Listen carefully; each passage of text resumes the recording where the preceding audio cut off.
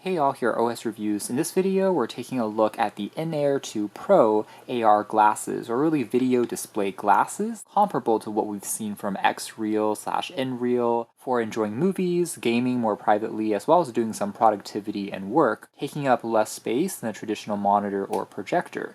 So this offers another option to throw into the mix, and what's unique about INAIRs is it's supposed to be compatible with optional accessories in the future, making it more of an ecosystem product. For example, aside from the glasses themselves, which you can still connect to any computer, smartphone, gaming console using USB Type-C that supports video output, but there's also an optional pod, which they're calling an AI spatial computing hub. It's a remote control sized device with a small touch-sensitive area, similar to a pocket-sized Android TV box with a built-in battery and remote of its own. It is technically running on a more customized version of Android OS, and as far as technical specs for that pod, we are looking at a pretty energy-efficient Qualcomm Snapdragon 7 Gen series octa-core processor, 8 gigs of RAM, 128 gigs of storage, and 5,000 mAh capacity battery, further sporting a fingerprint scanner on the edge that you can use to more quickly unlock and add security to the device. So with that compute hub, it will also unlock certain features like an AI assistant, making it more of a dedicated product, replacing the need to plug into a phone, kind of like the Apple Vision Pro, allowing you to open up multiple windows in space and use the motion sensors or accelerometers built on in to navigate around. And more interestingly, they also have an optional Bluetooth keyboard accessory that has a built-in trackpad, wirelessly connecting to the compute puck and transforming this into a more private laptop mode of sorts. Again, basically the glasses will be your display, which is more private, and then you have that keyboard for being more productive as you're typing out documents. So it's a more complete ecosystem experience, making this actually kind of unique. Again, powered by what they call the INAIR OS 2.0. That being said, the keyboard accessory and the INAIR Pod compute stick is actually not currently available here in North America. It'll be coming out later, although it's already available in other markets like China and across Asia. However, they have made the glasses part available first, which is why in this video we'll be focusing mostly on just the glasses, the INAIR 2 Pros, and once the Pod and again optional keyboard come out later, hopefully we'll be able to get our hands on that as well and get a more complete understanding of how those accessories tie into the picture. Granted, even without looking at the first-party pod and keyboard accessory, there are some alternatives. For example, because it is just a Type-C portable monitor, you can connect it again to other existing products in the market that have a similar purpose, including the HoMedics Pocket that we saw a couple of months back, as well as products like the XReal Beam and Beam Pro also serves a similar purpose if you plug it into this device. So there are other types of pods and companion devices that you can use instead. It's just offloading some of the compute resources from the phone if you want to save on your phone's battery life, or if your phone doesn't support video display output using Type-C. Alternatively, many of the dedicated pods and companion devices will have two USB Type-C ports, so you can charge it or plug it into power while also connecting to the glasses at the same time, compared to most phones only having one Type-C port. And similarly, there's nothing stopping you from picking up a third-party keyboard, which basically just connects via Bluetooth to the companion device. So again, picking up one of the other third-party options from Rocket, XReal, HoMedics, and you can still pair a keyboard or mouse to that and get a similar experience. Although the official version has a slot for you to also store the glasses when you're not using it, which seems a little bit cooler, more in line with that spatial laptop concept, looking something like this when you are carrying it around. Now the other point I want to mention is even if you're not using it with their pod and other Android-powered mobile devices, you can still connect the glasses by Type-C onto a computer, and these actually have a desktop application available that you can download on their website for both macOS and Windows as well. And that desktop tool will allow you to look at floating windows in space. Now this is a mode that is also available on some XReal glasses as an experience known as Nebula. However, on XReal, it's actually only available on Mac as a beta version, and the Windows version of the app isn't available at this point in time, compared to INAIR's software being already available for both Windows and Mac on launch day, which is actually pretty cool. So again, if you are a Windows user and you want to experiment with the desktop AR view, then this actually will have an advantage because the software support is a little bit more complete As for some hardware specs on the glasses, I think they're honestly quite similar with all the other recent generation AR video display glasses, all using Sony crafted micro OLED screens which have a 1080p Full HD resolution and up to 120Hz fast refresh rate, so that will minimize any tearing or ghosting if you are gaming or scrolling very quickly, which can also be dialed down to standard 60Hz or 90Hz to consume less battery, and the displays have a PPD of 49. Interestingly, on their specs, they haven't really shown the FOV or field of view, but just as reference, it seems like they have made a original version of these glasses, not the 2s, but the first gens, which had a 53-degree field of view, and then the XReal Air 2 Pros as a competing model have a 46-degree field of view. So as a rough ballpark, I would say it sits somewhere there in the middle, which is to say comparable in terms of the overall visual effect as other AR glasses in this generation. It is similar to looking at a larger monitor or screen that's floating in front of you, but not quite as completely filling all the parameters of your vision as traditional VR glasses, for example, that are completely closed off. One feature that I do like here, though, is it has stepless electrochromatic glass adjustments that you can use with a built-in touchpad on the temple of the glasses. You can swipe up and down to change the brightness versus darkness of the glass on the front to make it completely tinted, almost closing off the external world versus making it more transparent with a simple swipe. It's similar to on some windows that you may see on airplanes. So perhaps the biggest point of difference is really the software and ecosystem support, leaning more heavily on productivity. So you can use this as an alternative to a traditional monitor when you are doing things like video editing, documents, Excels on just a larger virtual screen. And these micro OLEDs have been rated for low visual fatigue, so if you're wearing it for a couple of hours, it shouldn't strain your eyes quite as much, plus they are anti-flicker. Just as a rough analogy, these are described as having a 135-inch screen at 4 meters away. And then up top, we actually have adjustable nose arms for a slightly longer versus more narrow arm, and the optional lens insert, which might be useful, again, if you are wearing glasses. You can then get your prescription added on going to a glasses store. Further down below here is where we will find the case for the glasses, which is actually quite unique. It can become extremely slim, as you can tell here, easily sliding into a pocket as well as a backpack, but when you want to pop the glasses inside, you can then fold it out in kind of an origami-like way using the magnets. It then pops into a shape that looks something like this instead. So this is actually quite clever. Almost all of the other protective cases in the AR glasses we've seen previously could not further collapse down. The inside is further coated with a soft microfiber internal to prevent any scratching, and still fits well and feels quite sturdy when you pop the glasses inside. Final two compartments here houses the quick user guide. The low visual fatigue rating is reiterated with a microfiber cloth that you can use to wipe down the lens if it ever gets greasy or dirty. Type-C to Type-C cable for plugging into the glasses and then onto your device on the other end. Now, a closer look at the design of the INAIR 2 Pros. We have a very large glass covering on the front because of the electrochromatic glass. In fact, if we are putting them side by side with the XReal Air 2 Pros, you can tell that the glass here is actually covering up even more of the surface, going all the way out here to the edge compared to being cut off on the sides. INAIR also has a few more chrome accents as part of their design on the very sides, which are looking pretty good overall, but the glass, of course, can be more of a fingerprint magnet, so you have to clean it off using that microfiber cloth. The frame is otherwise built out of just that polycarbonate plastic, and the temples of these glasses also, again, reminds me of the aforementioned XReal Air 2 Pros because they have that chrome-like metal finish, as we can see they're side by side. But at the very tips of the glasses, the INAIRs actually further have a decorative chrome end piece compared to on the XReals, kind of transitions into a matte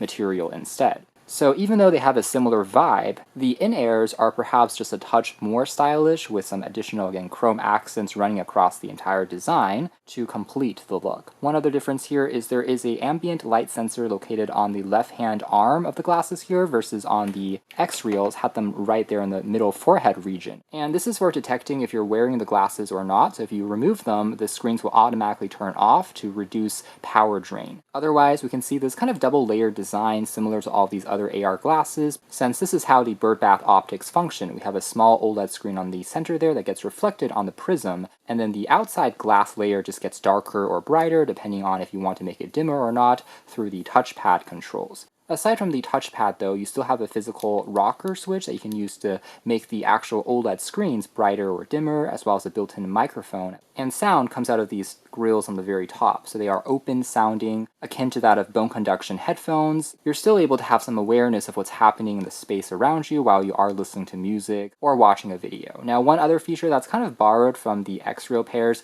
is the tempos also have 10 degrees range of movement, 5 degrees up and 5 degrees down. You can actually snap on it to lock the arms in a slightly different position. This is actually quite helpful so that you can position the screen more comfortably as you're wearing them, for it to be pointing a little bit more upwards or downwards for improved ergonomics. This is actually a feature missing on the Rockets as well as the Meizu, and more adjustability is always good at the end of the day. The nose pads though are very comfortable, easy enough to adjust using the bendable memory wire, and also quite soft. At the very end here we also have just a Type-C port for plugging into your device. If you're plugging it into your phone, it'll just be mirroring the phone's display or putting it into the desktop mode. So basically the view that you see is going to depend on the device that you're plugging it into. So using a mannequin here, this is what it looks like as you're wearing the glasses. Not bad in terms of general style, I would say. It does remind me of maybe oversized sunglasses or Ray-Bans. Yes, the dimensions on the front are still a hair larger than maybe your average glasses, but at the same time, it doesn't look too out of place if someone isn't staring super closely. If you're using these on a plane, for example, or just traveling somewhere in a car,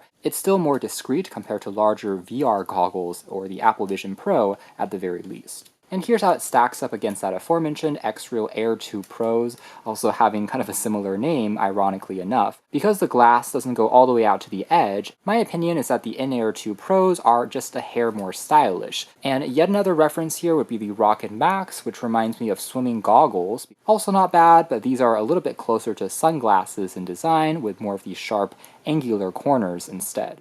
So among these options, I would say INAIR has done a pretty good job from a style and fit and finish perspective, looking reasonably attractive. Now, if we did want to nitpick though, I guess one accessory that's bundled with the Rockets as well as the original XReal Air 2 Pros is a further snap-on plastic piece which can block out as much light as possible. That being said, perhaps it isn't as big of a problem on the INAIR 2 Pros because you have that adjustable electrochromatic glass which can already get pretty dark on the furthest setting, which will look something like this. And again, using the touchpad, you can pretty easily make it brighter once again just by swiping down. It's actually quite responsive. This is the fully see-through opaque mode versus this is again getting gradually darker and darker. And from this point, you'll see the glasses also start to turn on, and from the edge, we can make out that micro OLED screen getting reflected by that prism into this larger perspective. Now, as you're wearing the glasses for more than, say, 30 minutes, I have noticed that right-hand arm here tends to get a little bit warmer, so I assume that's where some of the electronics are housed. It's actually a slightly different placement versus on the Rockets, for example, where the forehead region gets a little bit warmer. Wearing it for a couple of hours, though, still wasn't that problematic. Now, also, when you're looking at these glasses from the front, you can make out maybe a tiny shadow or echo of where that micro OLED screen is, but inverted. So it offers good enough privacy, I would say. It's very difficult for someone on the outside to actually accurately see what you are looking at, especially if you turn on the kind of darker electrochromatic glass mode. The screen will almost completely fade from view, which is actually a slight improvement compared to some of those other pairs of glasses that were still partially visible. The reflective treatment on the front is actually handled a little bit better on these compared to some of the other models that I've seen previously. And now a closer look at the INAIR Space experience for desktop. We have the Windows version, and a couple of things to keep in mind is there are some recommended specifications for your computer for this program to run smoothly, and surprisingly it seems like it does require a bit more resources in terms of GPU power than I was originally expecting. So the minimum requirements for macOS is 8 gigs of RAM, but they recommend 16 gigs of RAM as minimum for Windows. Core i5, and for Windows, having a NVIDIA GeForce GTX 960 or newer GPU, plus running on Windows 10 or macOS 13 and above. But then on the recommended side, ideally they want GeForce GTX 3060, and that is a lot of power to drive what I assumed were just external monitors that much less powerful machines should be able to drive. And so for testing, I tried it with less performant computers, including this Windows laptop that has just 8 gigs of RAM, and you can still install and run the application, but indeed, it becomes a little bit more laggy compared to a machine with a faster CPU, GPU, and RAM. And it turns out the reason behind this is because of that AR experience. It's doing more calculations because as you're wearing the glasses, it's showing these virtual screens floating in midair that's now activating the accelerometer, so as you're moving around you can see these screens also change dynamically. In fact, you can opt for an ultra wide screen experience, a single screen, or have a triple virtual screen experience, or even a quad screen experience. This will duplicate the number of desktops that you're able to see and run programs simultaneously. So it's going to be actually similar to VR headsets. Products like the Oculus Rift, HTC Vive, as well as the Windows Mixed Reality, of course, all required more performant computers. So it's very similar situation here if you are using it with their desktop AR experience. And you can also change some of the settings here, including the virtual screen distance. By default, it's 6 meters away, but you can also make it so that it seems like it's a little bit closer or even further away, as well as this privacy screen function, which will turn the actual laptop screen black. As you can tell here, I mean, technically it's still on, you can see the cursor point, but as you're getting work done, it will now all be displayed on the glasses themselves so that people around you cannot really see what you are engaging with. Alternatively, you can connect to, again, wireless Bluetooth keyboards, or even use a mini PC computer or a desktop that doesn't have a screen of its own by plugging in these glasses. Alright, so we'll be zooming into the display here a little bit more in a moment, but I can indeed confirm that it is functional. You're able to see that same screen that we previously saw on our computer. So yes, as shown in this demo here, you don't necessarily need to plug it into components which are as fast as they state on their site, but again, it will definitely help on the fluidity and the responsiveness if you have a slightly faster GPU and processor. Alright, so we are essentially peering through the looking glass here. Again, like most AR and VR products, experience is a little hard to capture on camera because we are having to point a camera lens really close to the glasses. But I can indeed confirm that, again, the OLED screen looks great from the perspective of general colors, sharpness, vibrancy. It's excellent and provides you with this much larger canvas to work with. Compared to when you're using them in a fully closed-off state, the darkest that the electrochromatic glass can get will look something like this. And now shifting perspectives, this is the simulated ultra-wide screen monitor view instead. So as you can tell here, we can scroll left and right to see the entire virtual screen, that it becomes a super stretched out aspect ratio when you are using it in this profile. Not bad in terms of the overall effect that it produces. Alternatively, here's now the 4-screen virtual monitor mode. We can see a screen there on top versus another monitor view there in the middle, which is our current screen, and then the same ones here on the left, as well as an extra screen here on the right.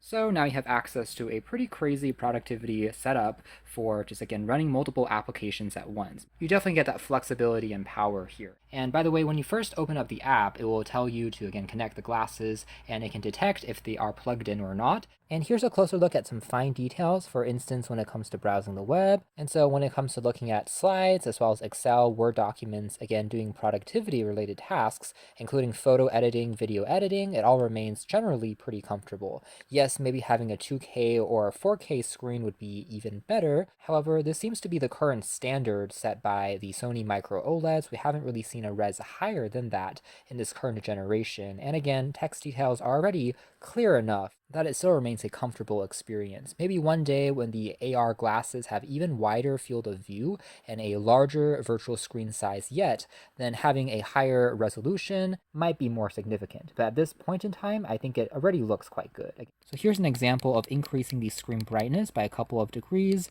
Now, we had to be nitpicky. At the minimum setting, it seems like there is a slight color shift to become a bit more yellowish, almost like a reading mode of sorts, to turn off the blue light, making it more comfy on the eyes. But just keep in mind that if you want the highest color accuracy, you do have to set it at kind of level 2, because the, again, minimum one does have a slightly more yellowish tint. But again, the overall visual effect is still quite good, with sharp corners and edges, for you to get a clear enough view without, again, any cutting or bending at the corners. So generally, the entire image remains in focus. They didn't try to stretch the field of view too much here that anything cuts off or feels awkward. So pretty similar overall viewing experience, I would say, as the XReal Air 2 Pros, as well as the Meizu Star V View. I think all have a pretty similar overall optical effect as you're looking at them. It's mainly just a difference when it comes to the design, as well as some of those hardware features that INAIR have added, including that desktop mode support and some of those accessories, which are a little bit more unique.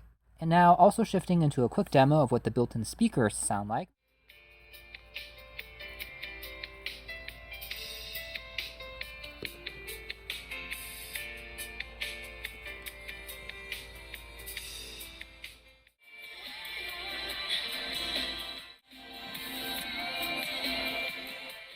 And overall quality is actually better than expected. There's even a little bit of bass when you're listening to a drum beat. Surprisingly for built-in speakers, it actually gets plenty loud and quite immersive. Definitely is above average quality when it comes to these AR type glasses. It even rivals some of the better bone conduction or open style headphones that I've tried in the past. So surprisingly good audio for things like movies. It's just going to be a little bit more immersive music as well. Now when you open up device settings, you're also able to verify that, again, we can change the screen's refresh rate as shown here. So we can dial that, again, refresh rate higher from standard 60 Hz into 90 or 120 as advertised.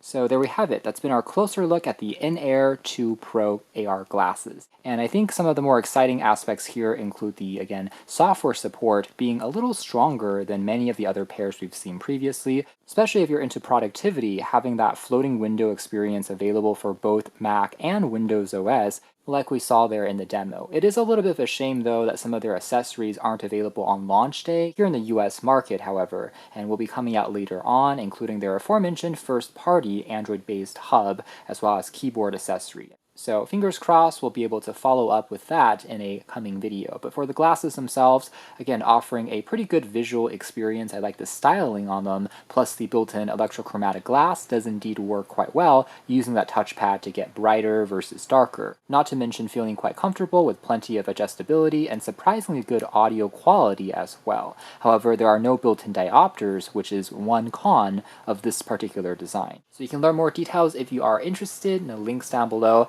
For now, that's been our video. Thanks for watching here at OS Reviews. That has been the INAIR 2 Pro AR Smart Display Glasses.